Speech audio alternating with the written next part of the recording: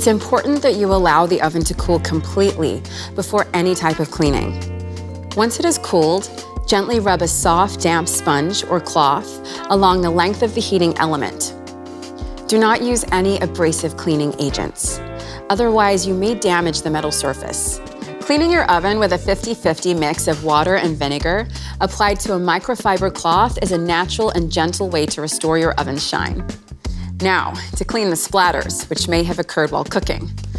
Because the inside oven walls feature a special non-stick coating for easy cleaning, choose a mild detergent or spray. Take a soft, damp cloth and apply the cleaning agent to the cloth, not the oven surface, again to avoid damaging the non-stick surface. Try to avoid touching the quartz heating elements as much as possible. Before plugging your compact smart oven back into the power outlet and turning the oven on, let all surfaces dry thoroughly.